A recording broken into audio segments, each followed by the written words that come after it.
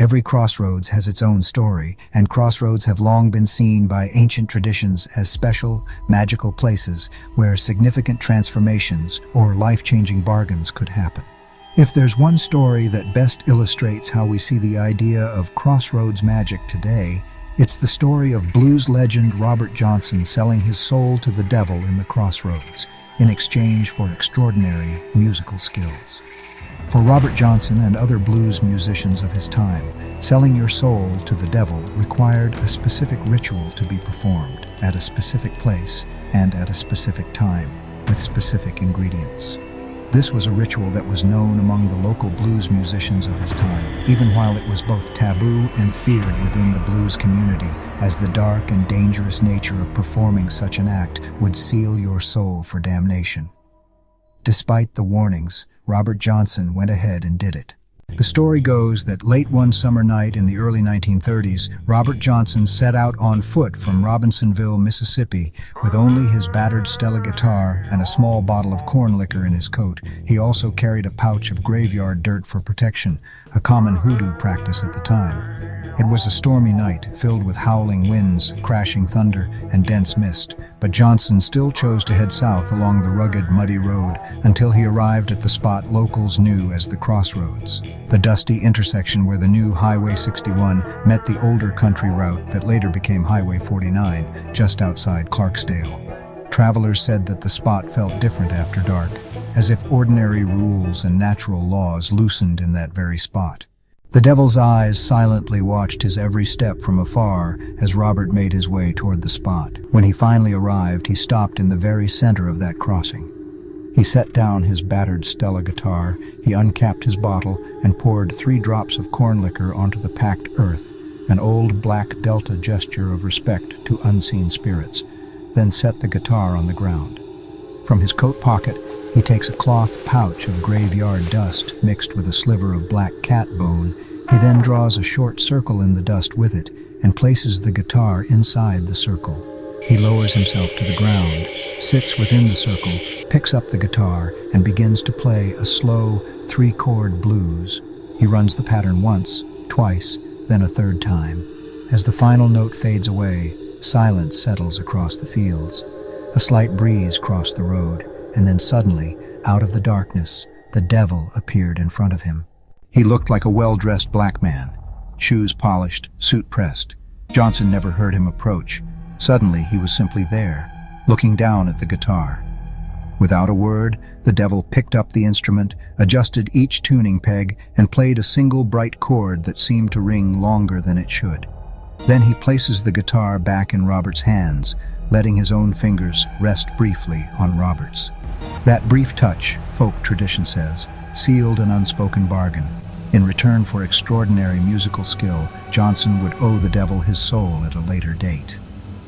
The devil stepped away and vanished as quietly as he had come.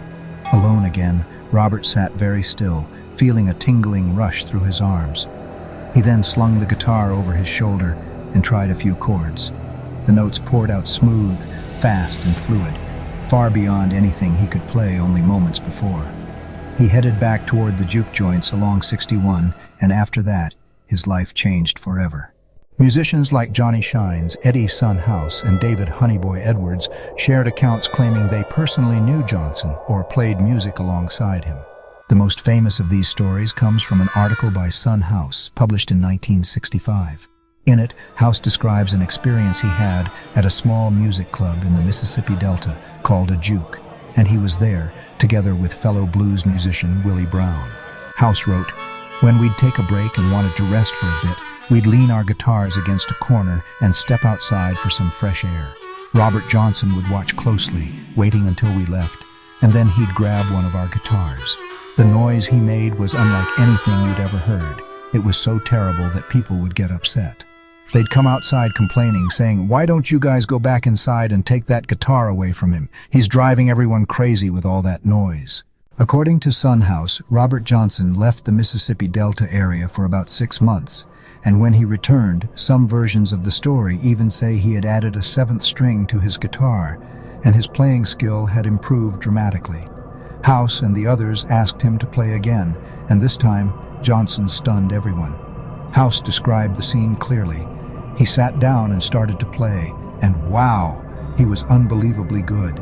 When he stopped, we were all sitting there with our mouths wide open in amazement. Further supporting this legend of Johnson making a deal with the devil are interpretations of Johnson's own songs and lyrics. Titles like Me and the Devil Blues, Crossroad Blues, and Hellhound on My Trail contain clear references to the devil and supernatural forces. Many people also point out Johnson's frequent use of references to hoodoo, a type of African American folk magic, in his lyrics. All of this alongside his mysterious premature death at the age of 27, with a cause that is unknown, fueled this legend even further. Some say he was murdered, but others believe that his mysterious death was an outcome of the bargain he made which came to an end, and the devil returned to collect his soul. Whether we see it as a good thing or a bad thing, the story of Robert Johnson making a deal with the devil is now deeply embedded in how people understand and appreciate his music. The story described by Son House is basically the tale of someone familiar suddenly showing a strange, unfamiliar ability. In this sense, Johnson's legend of trading his soul for extraordinary talent closely aligns with Sigmund Freud's idea of the uncanny. Sigmund Freud points out that what feels uncanny begins as something ordinary and comforting, but then shifts into something strangely unsettling, something that used to feel familiar or safe, but has now become strangely unfamiliar or unsettling. Freud is saying that the uncanny feeling hits when something that was once comfortably familiar, something you thought you had already sorted out, tucked away, or trusted, suddenly shows a side you never expected and forces its way back into awareness. The German roots of the word make the logic clearer. Heimlich can mean homely, cozy, belonging to the house, but it can also mean kept out of sight, secret. When that secret side slips into the open, it stops being Heimlich and turns unheimlich, unhomely, eerie.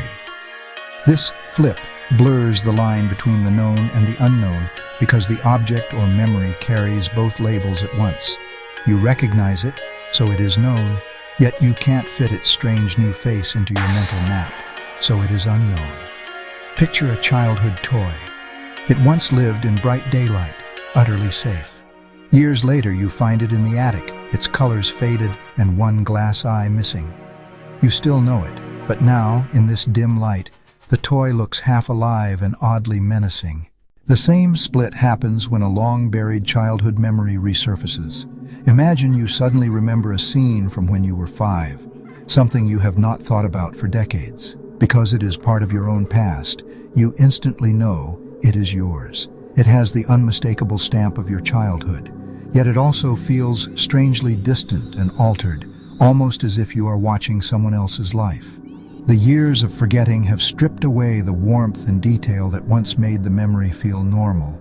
Now, when it surfaces, it carries an eerie, almost ghost-like quality, familiar enough for you to recognize, but changed enough that you no longer feel fully at home in it. The memory belongs to your own life, yet because it spent years in the dark corners of the mind, it returns with a ghostly, unfamiliar edge, like meeting yourself but not quite recognizing the expression on your own face.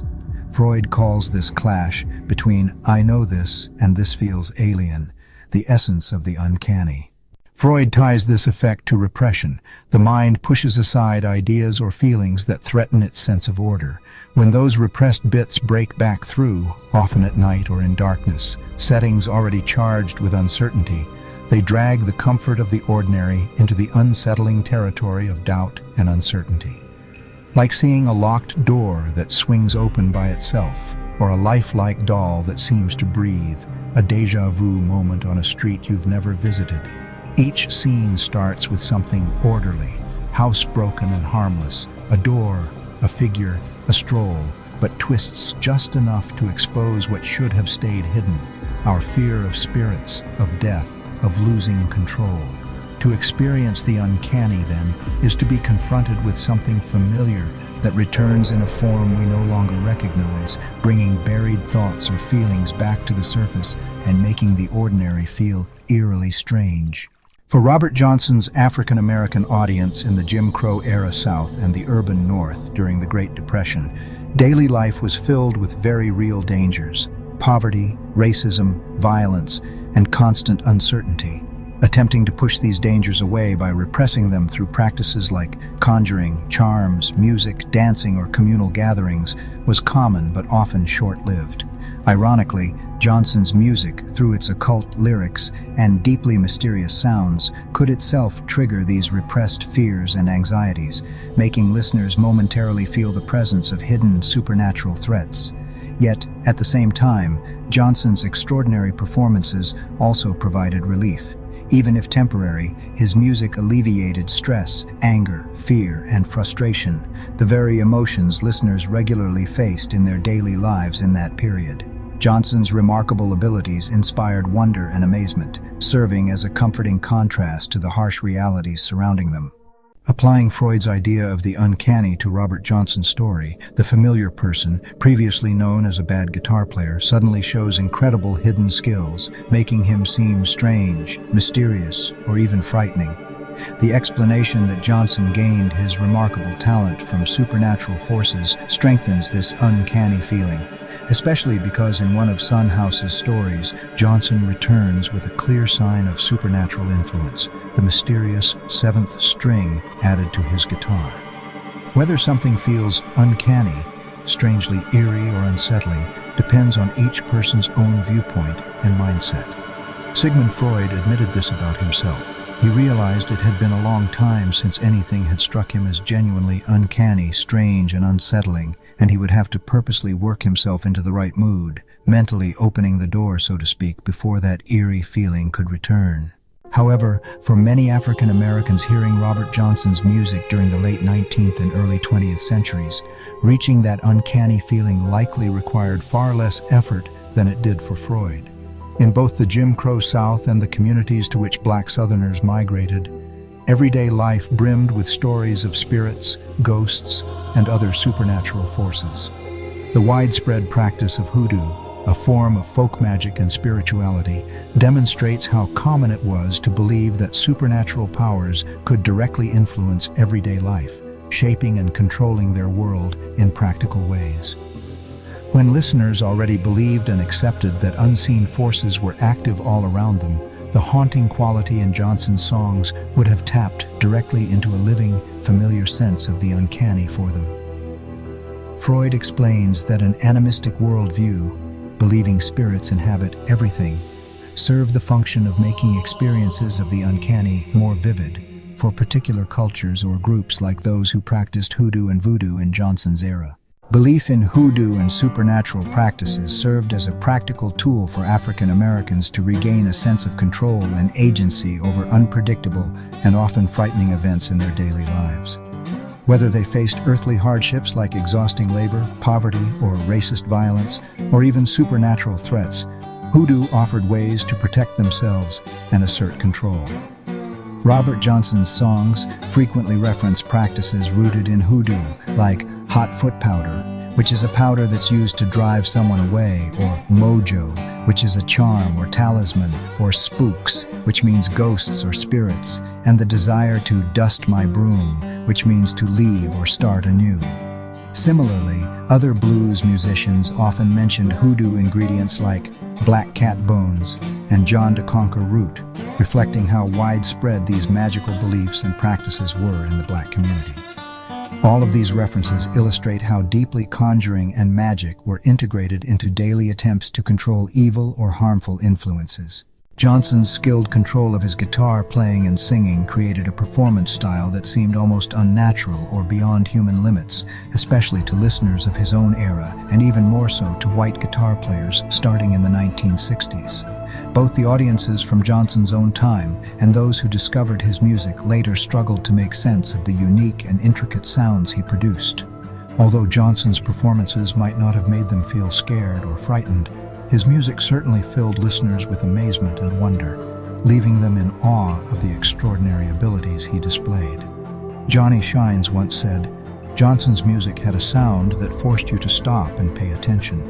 It seemed like his guitar could talk. It would repeat and speak along with him in a way that no one else could. I called it a talking guitar, and plenty of other people agreed with me." Shines also vividly described how powerfully Johnson's music affected listeners. He states, "I remember once in St. Louis, we played one of Robert's favorite songs called Come On in My Kitchen. He played it so slowly and with so much feeling that when we finally stopped, I noticed that no one was saying anything. Then I realized that people were actually crying, both women and men alike." Keith Richards, the guitarist for the Rolling Stones, said that when he first listened to Johnson's album King of the Delta Blues at his bandmate Brian Jones's apartment, he experienced confusion and surprise, what Freud might call an uncanny feeling, because he distinctly heard two guitars. Richards recalls, "When I first heard it, I asked Brian, 'Who's that?' Brian said, 'Robert Johnson.' I responded, 'Yeah, but who's the other guy playing with him?'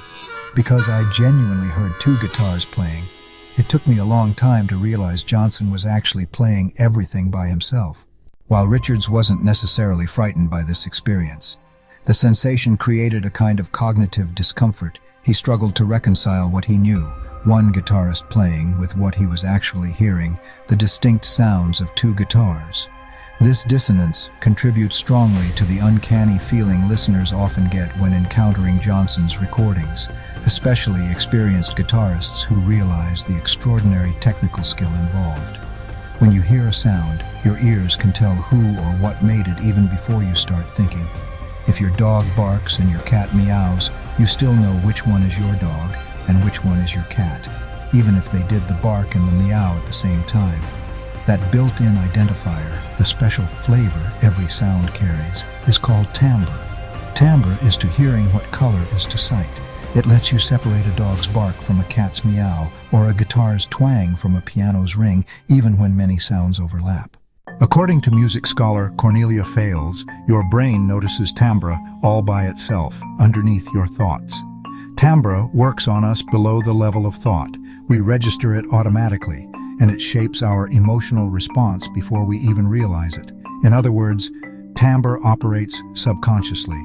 We sense it without needing to think about it consciously, and it immediately influences how we feel about a sound. The emotional punch depends on the turbulent blend of frequencies in the sound. Different mixtures of sound pivot the mind toward either calmness, excitement, joy, a faint sense of menace, or all of these feelings at once. This subconscious, under-the-surface reaction lines up with Freud's idea of the uncanny, as already mentioned, because it is a feeling that creeps in from the edges of awareness rather than through deliberate reasoning. Freud said that spooky, halfway hidden feelings, the uncanny, come from this quiet part of the mind. Timbre slips into that same hidden place and stirs up feelings before you can say why. Yet, timbre carries a paradox. On one hand, it gives us quick, reliable clues about what we are hearing. A trumpet blast, a child's laugh, the hum of a refrigerator. On the other hand, it is the part of sound least tied to the physical object that created it. The paradox is that timbre points you straight to the sound's source, like identifying that this sound is coming from a mixture of a drum and a guitar playing together. But timbre itself isn't a thing you can see or hold. It isn't like the guitar's wood or the drumsticks, because timbre is a quality produced not simply by the sound source itself, but by our minds as we listen to it. Timbre exists not purely in the vibrations itself, but in the listener's act of shaping it. Timbre tells you exactly who or what is making sounds, enabling you to distinguish most of the different sounds being played all at once around you. Yet it still keeps a whisper of mystery as it can feel to the listener, as though the mixture of sounds slips off the instrument or voice and floats on its own, like a bubble you can never pop in the air. And that's because your internal mind is the one that's building timbre out of tiny pieces of the sound, mixing them like invisible paint. Your mind paints that mix while the sound is flying into your ears, blending multiple tiny bits of the sound together like an invisible crayon, making a picture in the air. As William James once said, what we hear when the thunder crashes is not thunder pure, but thunder breaking upon silence and contrasting with it. In other words, the mind is not a blank screen that receives isolated bits. It is an active partner that actively shapes your experience of the world. It pairs each sound with its surroundings, and that pairing gives the external world its meaning for you. So in the same heartbeat, timbre says, here's the source and owner of this sound. Yet it also lets that sound drift around you, wondrous and a tiny bit spooky, as if it belongs in a space that's everywhere and nowhere at once. Timbre both shows us the sound source, and at the very same moment, leaves open a gap. It feels as if the sound floats free from the thing that made it. It lets you name the speaker, the instrument, the animal. Yet it leaves just enough mystery to make that sound feel both familiar, otherworldly, and uncanny in a single breath. By studying every crackle in Robert Johnson's voice and every sparkle in his guitar, you can then discover its powerful timbre. In turn, you would come to see why the music stirs such deep, mysterious feelings. Yet the glow of timbre lets you taste both the man and something beyond the man, all in one trembling note. When we listen to sounds, we naturally try to determine their sources based on what we've previously heard in the everyday world. For example, familiar sounds, like someone's voice, a guitar being played, footsteps, or the whistle of a train, are easily identified. When sounds are unfamiliar or unusual, figuring out their origin becomes harder. For example, sounds that are played backwards are sonic experiences that can't naturally occur in the everyday world. These unfamiliar and unnatural sounds can create uncertainty and confusion because we struggle to pinpoint exactly where they might originate. This difficulty can evoke feelings of unease or even the uncanny, a sense of mysterious discomfort, precisely because the timbre is unusual and doesn't match our usual acoustic experience. Robert Johnson's songs and albums possess certain timbral qualities, unique sonic features that listeners can very well perceive as uncanny or strangely unsettling. In Johnson's song 3220 Blues, listeners clearly hear two different sounds occurring simultaneously. A high-pitched riff, made up of short chords being plucked and held, combined with a steady thumping rhythm played at a lower pitch. Similarly, in the track Preaching Blues, Up Jumped the Devil, Johnson plays an incredibly fast rhythmic part, frequently jumping from lower notes into quick bursts of higher notes. These musical choices create the distinct impression that two guitarists are playing at the same time. Johnson's frequent use of a boogie-woogie or walking bass rhythm makes this effect especially strong, as clearly heard in songs like When You Got a Good Friend. Johnson's intricate playing style makes listeners feel that too many distinct sounds are happening all at once for just one person to be playing them. This effect prompts listeners subconsciously to imagine the presence of a second guitarist or another unseen entity accompanying Johnson. Johnson's lyrics themselves reinforce this sense of mystery and presence. For example, in the final verse of Malted Milk, he sings, "My doorknob keeps on turning, there must be spooks around my bed. My doorknob keeps on turning, there must be spooks around my bed. I have a warm old feeling and the hairs rising on my head." These words intensify the listener's imagination, fueling an already uncanny musical experience by explicitly suggesting the presence of supernatural beings, adding to the mysterious atmosphere that Johnson's music creates. Robert Johnson's skill created performances so intricate and detailed that listeners find them challenging to fully grasp at once. His guitar parts frequently shift, changing rapidly and unpredictably, while his vocals independently alternate through many styles, voices, and textures. Together, these elements create rich soundscapes. The more closely listeners pay attention, the more difficult it becomes to understand exactly how these performances were created. As Cornelia Fales describes, Johnson's music disrupts the perceptual equilibrium, meaning it challenges the way we normally understand and process sound, deepening our sense of awe and confusion. This confusion naturally fuels stories about Johnson's deal with the devil, as listeners search for some explanation for the seemingly impossible complexity and variety coming from a single musician. Robert Johnson's midnight deal with the devil in the Crossroads isn't an isolated incident, but part of a long tradition where musicians gain fame and a thrilling, mysterious reputation by being connected to stories involving supernatural talent and the dark allure of the devil. These associations with the devil has actually increased the sense that music has a special power to communicate mystery. This power could seem to come from secretive, hidden techniques practiced by musicians, making musicians appear mysterious or magical, and giving music itself a spiritual feeling or dimension. In Egypt, music helped people resist feelings of helplessness during the 2011 Arab Spring, because in Egyptian tradition, music is seen as having its own independent power. People there believe music is influenced by forces beyond the musician's control, including supernatural entities called jinn. Starting around the middle of the 20th century, blues revivalists believed that a truly authentic blues musician had to be someone deeply troubled. They imagined this musician as a tormented soul who somehow turned his pain into musical greatness. According to this romanticized view, the artist's personal demons, like those haunting Johnson, became essential for creating the purest, highest form of blues. The suffering and desperation symbolized by the mythic Crossroads deal with evil powers was considered a source of profound authenticity in the music itself. It gave blues music a sense of truthfulness and depth because listeners believed the artist had genuinely lived through profound hardship and inner turmoil. In line with this view, legendary musician Eric Clapton even described Robert Johnson as the most important blues singer that ever lived, acknowledging the powerful emotional truth listeners found in Johnson's music precisely because of this legendary suffering and mystery surrounding him. But how believable can it really be when a privileged, comfortable, middle-class young person who's never truly suffered poverty or hardship tries to sing the blues? It won't be as believable because this type of music authentically belongs to those who have genuinely experienced poverty, pain, and oppression, typically African Americans from historically disadvantaged backgrounds. Yet, even considering these issues, the act itself of artists reaching toward the intense and extreme experiences suggested by the Crossroads story may still reveal something important. It demonstrates a genuine longing among musicians for personal authenticity, a kind of truthfulness gained through profound and even painful life experiences.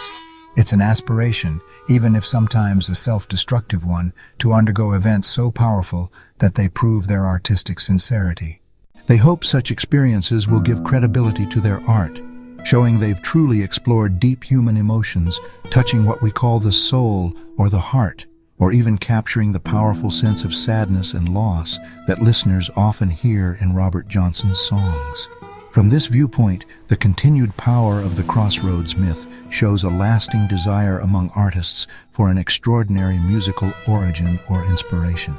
Even today, there remains a belief, consciously or not among artists, that some transformative, life-changing moment of great intensity, a crossroads experience of sorts, could still unlock deep creativity and authenticity within their music.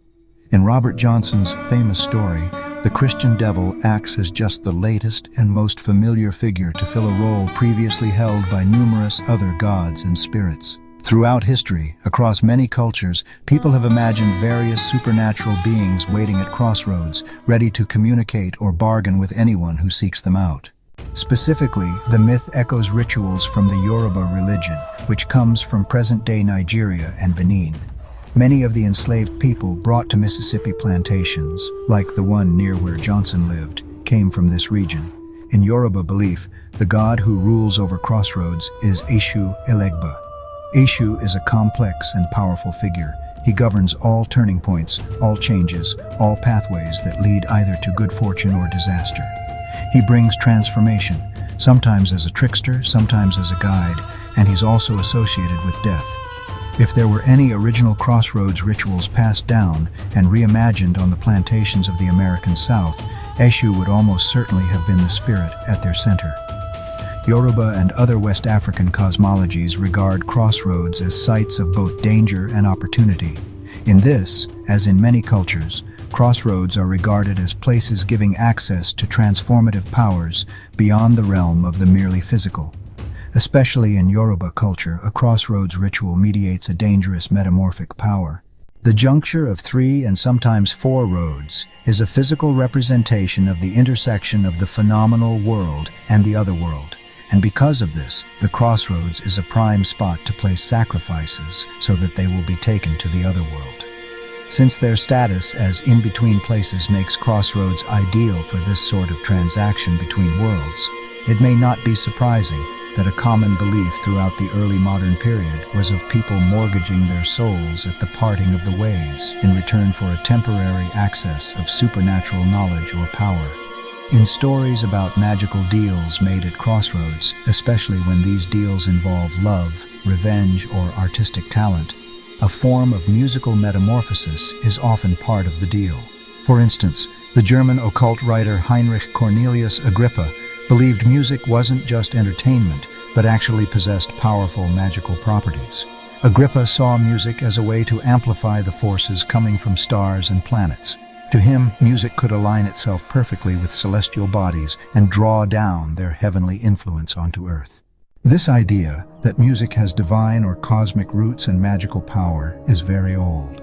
It goes back at least as far as the Roman philosopher Plotinus, who described music straightforwardly as a kind of natural magic or enchantment. In Agrippa's worldview, music was extraordinarily powerful. It could literally alter how people felt, what they thought, and how they behaved. Music, according to him, could calm people down, make them angry, or even drive them insane. It can also heal illnesses. Thus, music had many transformative abilities, influencing listeners deeply in different ways. But why is Robert's story so compelling, especially now in our modern times? Perhaps it's because today's culture is so fixated on quick transformations, on instantly becoming famous, rich, or powerful. We're drawn to the idea of being able to change our lives dramatically in a single intense moment, even knowing there's a cost, a Faustian bargain, as it's called, paying a huge price later for glory now. And nowhere is this more deeply felt than in music, which even today, despite all the digital changes and endless streaming, still seems to have a unique ability to reach beyond everyday life. Music continues to promise us a kind of mysterious, rebellious magic that can lift us up, transform us, or open doors to other worlds, even if it means standing, trembling, at a lonely crossroads at midnight. Music continues to promise us a kind of mysterious, rebellious magic that can lift us up, transform us, or open doors to other worlds, even if it means standing, trembling, at a lonely crossroads at midnight. Historically, musicians often traveled simply because they had to. They were travelers. Making a living from music meant constantly moving from place to place to find audiences who would pay them. Some musicians, known as town waits, managed to earn decent money. These town waits would travel on foot during the summer months, performing music for paying listeners wherever they went. For most traveling musicians, things weren't so comfortable. Many were desperately poor. For many musicians, poverty itself forced them onto the road. This long history helps us understand why musicians like Robert Johnson were often seen with suspicion among the white conservative Christians of their time, who labeled music, especially music performed by African Americans, as the devil's music. Their way of life, traveling constantly, making music, pushing against rules in both their lyrics and way of living, made them outsiders, easily associated with dangerous places like Crossroads.